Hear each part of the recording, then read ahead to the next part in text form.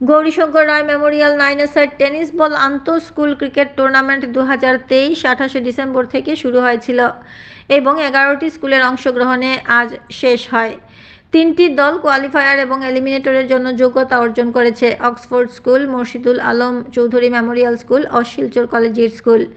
আজ ফাইনাল খেলা হয় মুর্শিদুল আলম মেমোরিয়াল স্কুল এবং শিলচর কলেজিয়েট স্কুলের মধ্যে। Murshidul Alam Chowdhury memorial academy school Silchar collegiate স্কুলকে 53 রানের টার্গেট দেয় এবং কলেজিয়েট মাত্র 15 রান করে এবং মুর্শিদুল আলম স্কুল 38 রানে ম্যাচ জিতে নেয়।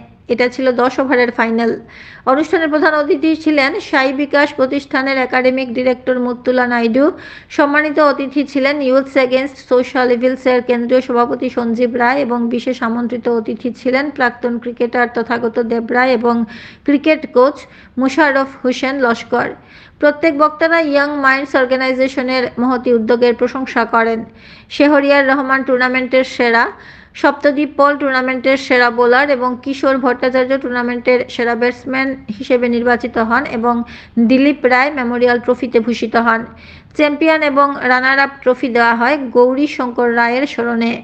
ওয়াইএমওর পক্ষ থেকে ক্লাবের প্রতিষ্ঠাতা অনিকেত ঘোষ, সভাপতি গিরিরাজ দেব, সেক্রেটারি স্মিতা দত্ত এবং কোষাধ্যক্ষ অভিষেক রায়কে এগিয়ে এসে টুর্নামেন্টটিকে সফল করার জন্য ধন্যবাদ জানানো হয়েছে।